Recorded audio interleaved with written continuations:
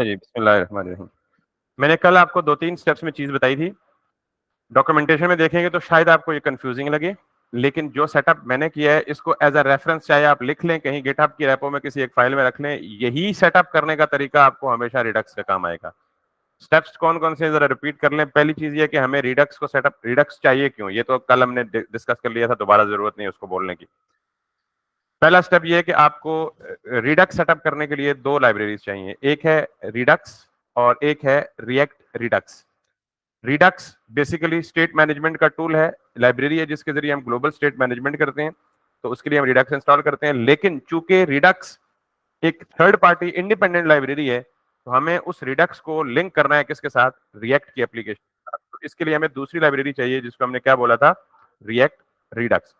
फिर हमने ये कहा था कि जब हमने रिडक्स इंस्टॉल कर लिया तो रिडक्स को हमने बतौर एक इंडिपेंडेंट लाइब्रेरी के उसका सारा सेटअप एक अलग से फोल्डर में किया था। उस अलग से फोल्डर में करके सबसे इंपॉर्टेंट चीज प्राइमरी थी, हमें क्या चाहिए? रिडक्स में एक स्टोर चाहिए। स्टोर ही वो लोकेशन है जो कि पूरी की पूरी एप्लीकेशन की स्टेट को ग्लोबली मैनेज करती है। तो हमने एक स्टोर बना लिया था और स्टोर बनाने में भी हमने कोई रॉकेट साइंस नहीं मारी, हमने बिल्ट इन फंक्शन लिखा हुआ उठाया कॉन्फ़िगर स्टोर के नाम से और हमने कॉन्फ़िगर स्टोर कॉल किया। लेकिन हमें ये पता चला ये क्रिएट करने के दौरान कि कॉन्फ़िगर स्टोर क्या लेता है? रिड्यूसर। ये रिड्यूसर एक भी हो सकता है, एक से ज्यादा भी हो सकते हैं। हमने कहा जी चलें इसको यहीं रहने दें, पहले जाके क्या बनाते हैं? रिड्यूसर, क्योंकि स्टोर को क्या चाहिए? रिड्यूसर चाहिए। रिड्यूसर बनाने के लिए हमने ये फीचर का फोल्डर क्यों बनाया? हालांकि जरूरी नहीं है, आप बगैर फोल्डर के भी ये बना सकते थे स्लाइस। हमने ये कहा कि आपकी पूरी एप्लीकेशन में जितनी फंक्शनैलिटीज होंगी, हम हर फंक्शनैलिटी को क्या बोलेंगे? एक स्लाइस बोलेंगे। हर फीचर को क्या बोलेंगे? एक स्लाइस बोलेंगे। तो उसके लिए मैंने कहा जी कि फीचर फीचर के अंदर मैंने एक स्लाइस बनाया। स्लाइस बेसिकली फंक्शनैलिटी को रिप्रेजेंट करता है, लेकिन what is slice? It's a simple function जिसको आप कॉल करें, ये एक ऑब्जेक्ट लेगा, उस ऑब्जेक्ट में एटलीस्ट 3 पैरामीटर्स होंगे। पहला पैरामीटर क्या होगा? यानी ये क्रिएट स्लाइस का फंक्शन है, ये पूरा का पूरा एक ऑब्जेक्ट लेगा, इस ऑब्जेक्ट के अंदर 3 प्रॉपर्टीज होंगी। पहली प्रॉपर्टी नेम, कोई भी मीनिंगफुल नेम दे दें। दूसरा इनिशियल स्टेट, जो भी आपकी इनिशियल स्टेट होगी। इस वक्त मेरी इनिशियल स्टेट किस फॉर्म में? एक ऑब्जेक्ट की फॉर्म में, लेकिन ये स्ट्रिंग भी हो सकता है, ये बुलियन भी हो सकता है, ये नंबर भी हो सकता है, ये अरे भी हो सकता है, ये स्टेट कुछ भी हो सकती है। इनिशियल स्टेट के बाद मुझे चाहिए क्या? रिड्यूसर चाहिए। रिड्यूसर के अंदर मुझे वो फंक्शंस लिखने हैं जो फंक्शंस मैं परफॉर्म करना चाहता हूं। तो एक्चुअली मुझे 2 फंक्शंस परफॉर्म करने हैं, एक इंक्रीमेंट वाले या और एक डिक्रीमेंट वाला, या एक डिपॉजिट वाला और एक विदड्रॉ वाला। तो रिड्यूसर्स के अंदर क्या होगा? सारे के सारे फंक्शन जो आपको परफॉर्म करने होंगे। जब ये सारा फंक्शन चल जाएगा तो ये आपको एक ऑब्जेक्ट रिटर्न करेगा। हमेशा ऐसा ही होगा। एक दफा तुक्का लगा ले, हमेशा के लिए रट्टा लगा ले, ऐसे ही होगा।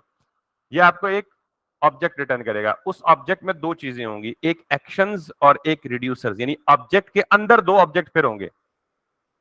क्रिएट स्लाइस आपको क्या रिटर्न करेगा? एक ऑब्जेक्ट। उस ऑब्जेक्ट को आप अपना नाम दे दे, मैंने उसे क्या नाम दे दिया? Counter slice. इस ऑब्जेक्ट के अंदर फिर कितने ऑब्जेक्ट होंगे? 2। कौन कौन से? एक्शंस और ये देख रहे हैं counter dot actions, counter slice dot reducer, ये दोनों ऑब्जेक्ट। तो ये जो एक्शंस का ऑब्जेक्ट है ना, ये आपको क्या देगा? वो तमाम के तमाम एक्शन जो आपने खुद रिड्यूसर के अंदर लिखे होंगे, ये आप इसको यहां से डिस्ट्रक्चर कर ले।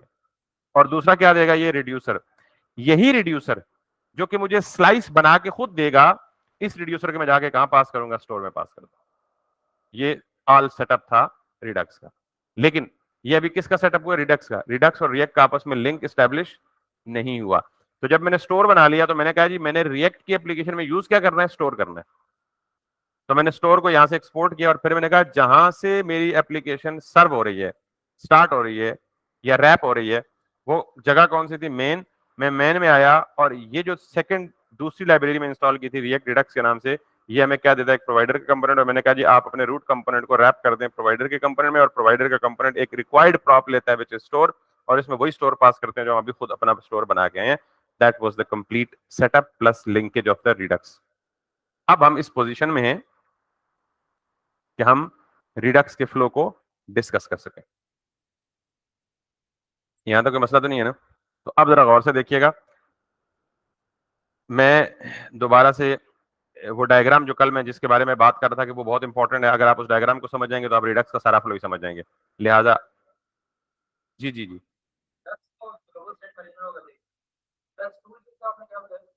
रिडक्स टूल किट का अभी मैंने जिक्र ही नहीं किया वैसे। जब रिडक्स आई थी ना, तो ये रिडक्स थी, कोई टूल किट नहीं थी, कोई और कुछ नहीं था। तो रिडक्स जब आई थी तो हमें सारा काम मैनुअल करना पड़ता था। मैनुअल करने का मतलब खुद करना पड़ता था। कौन सा काम? Yes, yes. जैसे देखे ना, अभी मैंने क्या कहा है कि मैंने सिर्फ क्रिएट स्लाइस का फंक्शन कॉल किया, इसने खुद ही एक्शंस प्रोड्यूस करके दिए, खुद ही इसने रिड्यूसर बना के दे दिया मुझे। ये टूल किट की वजह से हुआ। टूल किट से पहले जब मैं यहाँ टूल किट में सिर्फ रिडक्स करता था तो ये सारा काम मुझे मैनुअली करना होता था। तो अब थैंकफुली कि ये सारा काम इनबिल्ट खुद ही कर रहा है। कौन? Redux tool kit.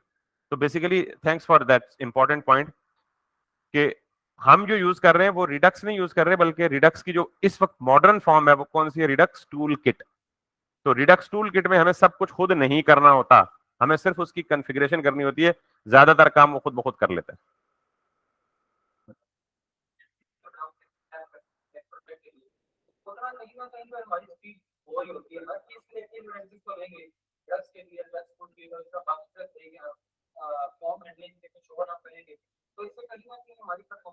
एक और बहुत इंपॉर्टेंट क्वेश्चन है, और आई बिलीव कि अल्लाह करे हमें इस तरह के क्वेश्चंस बहुत सारे पूछें।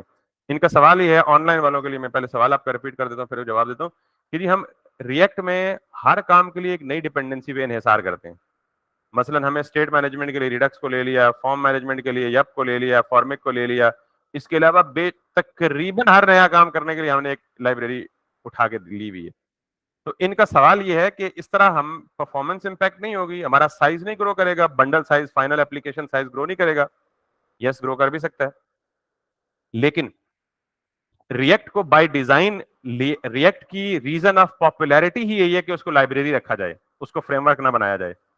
अगर ये सारी चीजें रिएक्ट में ही इनबिल्ट कर रख दी जाती, मतलब राउटिंग के लिए रिएक्ट राउटर डॉम ना करना पड़ता, इसी में फीचर रख दिया जाता, फिर आपकी स्टेट मैनेजमेंट के लिए इसी में कोई फीचर रख दिया जाता, फिर आपका जितने काम हमने और एक्स्ट्रा किए हैं वो इसी में फीचर रख दिया जाता, तो फिर ये लाइब्रेरी ना रहती, फिर ये क्या बन जाता है? एक फ्रेमवर्क बन जाता है। They thought it to keep it as simple as possible. फिर जिसको जो जरूरत है वो थर्ड पार्टी से चीज प्लग इन प्ले कर ले। Basic in its design it is intentional to keep it as simple. पहली बात तो ये। दूसरी बात है साइज ग्रो करने की। मैं फॉर्म खुद हैंडल करूं तो उसके लिए मुझे कितना टाइम लगेगा आपने देख लिया वैसे, और अगर मैं लाइब्रेरी यूज करूं तो उसके लिए कितना टाइम लगेगा। अच्छा, जितना टाइम और जितना कोड मैं लिखूंगा, मैं बीइंग लेमैन नॉर्मल डेवलपर इतना एक्सपर्ट नहीं हूं कि मैं एप्लीकेशन के हर एस्पेक्ट की ऑप्टिमाइजेशन को काबू कर सकूं, कंट्रोल कर सकूं, होल्ड कर सकूं। I am not that much expert in level. तो अगर मैं खुद लिखूंगा पूरी की पूरी form handling, you can do that. आपने देख लिया कि आप पूरा का पूरा फॉर्म हैंडल खुद कस्टम तरीके से कर सकते हैं, लेकिन कितने सिनेरियो आपको हैंडल करने पड़ेंगे। तो एन मुमकिन है कि अगर कोई बंदा खुद करेगा तो वो खुद कोड लिखकर इतना बड़ा ग्रो कर ले कि वो किसी दूसरी लाइब्रेरी से भी बड़ा हो जाए। फिर उसकी कॉम्प्लेक्सिटी, फिर उसका वो सारा कुछ maintenance management, it's going to be a tough. Library कौन बंदा लिखता है? जो कि इस फील्ड का गुरु माना जाता है, एक्सपर्ट होता है। वो हर तरह की ऑप्टिमाइजेशन, हर तरह की डेटा लीकेजेस, हर तरह के इन्स एंड आउट्स को जांच के, समझ के, बूझ के, रिएक्ट के सारे प्रिंसिपल्स का ख्याल रख कर लाइब्रेरी लिखता है। और चांस ये होता है, बल्कि चांस नहीं होता, क्योंकि कोई लाइब्रेरी पॉपुलर इसलिए होती है कि उस लाइब्रेरी के लिखने वाले ने बहुत केयर से काम लिया होता है। तो ये गालिबन एन मतलब मेजॉरिटी चांस ये होता है कि उस लाइब्रेरी में बहुत ज्यादा ऑप्टिमाइजेशन और एफिशिएंसीज पहले से मौजूद है। अगर हम लिखें तो हम उस हमारे लिखने पे कम्प्लेक्सिटी भी बढ़ेगी और इवन चांस है कि साइज उससे भी ज्यादा ग्रो कर जाए। इसके बावजूद ये जो आप वाली ओपिनियन है, यानी ये तो मैंने फैक्ट ये दिया कि क्यों हमें लाइब्रेरी पे रिलाई करना चाहिए, ये तो मैंने जस्टिफिकेशन करना चाहिए क्यों करते हैं। अगर आप ये समझते हैं कि you have reached a certain level, now you don't need any dependency, आप खुद से लिख लो। That's always recommended, that's always a good practice. लेकिन चूंकि हम क्या कर रहे हैं कि एक काइंड ऑफ टर्म इस्तेमाल होती है, डोंट री इन्वेंट द व्हील। एक लाइब्रेरी पहले से लिखी हुई है और हमें पता है कि इतने ज्यादा लोग उसे यूज करते हैं, तो why don't we use that library. ठीक है। दूसरी बात, अगेन एक और बात, जहां तक साइज की बात हुई तो बिल्कुल साइज ग्रो कर सकता है, और अगर आपको साइज ग्रो करने के चांसेस है तो आप साइज उस पर ना लिखें, लाइब्रेरी को यूज ना करें अगर आपके इस तरह के साइज हैं, इस तरह के कंसर्न्स हैं। और तीसरी बात कि ये जो लाइब्रेरीज होती है इनका साइज इतना कम होता है, केबीज में होता है, केबीज में होता है।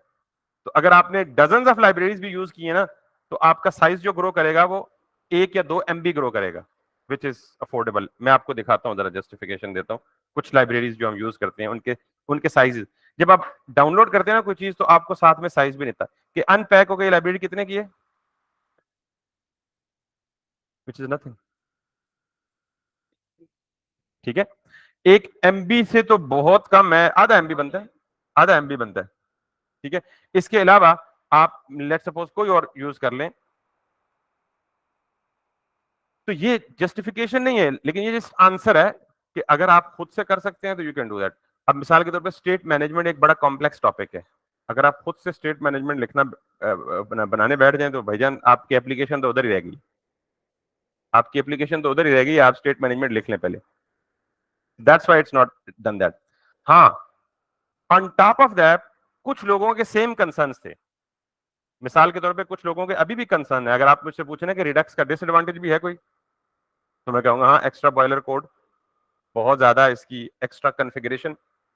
तो फिर कुछ लोगों ने इसका हल भी निकाला है, एक और लाइब्रेरी है स्टेट मैनेजमेंट की, जस्टेंड है मेरे ख्याल में, जस्टेंड, वो इससे भी ज्यादा लाइट वेट है, फीचर्स इतने नहीं है उसके।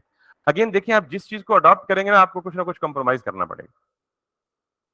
तो रिडक्स बहुत ज्यादा फीचर्स देती है, लेकिन बहुत ज्यादा इसके बॉयलर प्लेट कोड है, कॉन्फ़िगरेशन ज्यादा है। जस्टेंड जाएंगे, लो कोड देती है, लो साइज देती है, लेकिन उसके फीचर्स भी कंपैरेटिवली कम है, तो ये कुछ ना कुछ वो साइज है। ये 3-4 फैक्टर्स हैं जिसकी वजह से हम लाइब्रेरीज को इस्तेमाल करते हैं। बाकी यही बात की जी बहुत ज्यादा डिपेंडेंसी, तो यस, रिएक्ट बाय डिजाइन ऐसी है। अगर इसीलिए लोग जब टेक्नोलॉजी चूज करते हैं ना डेवलपमेंट के लिए, तो वो चूज करते हैं या एंगुलर, Vue.js या रिएक्ट।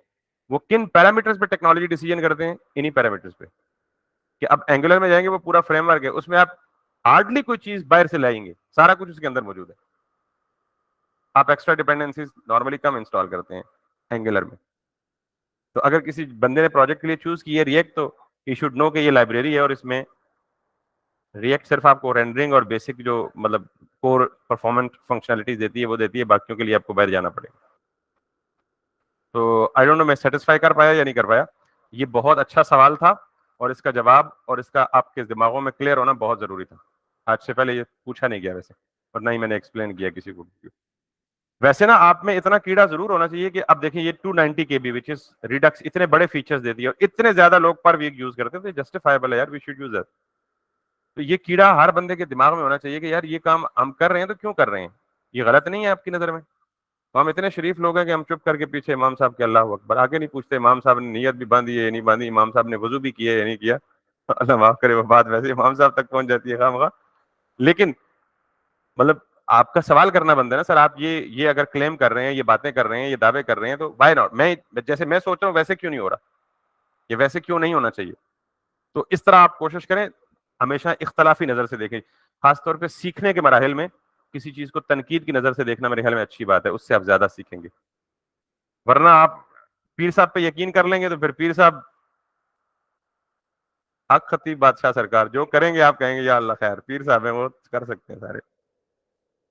ठीक है, सॉरी मेरे ख्याल में ये हम गलत डायरेक्शन में चले गए और रिकॉर्डिंग भी हो रही है। मैं रिकॉर्डिंग ऑफ करके दोबारा स्टार्ट कर ले, इफ यू अलाउ मी। तो बहरहाल ये जवाब मिल गया जी।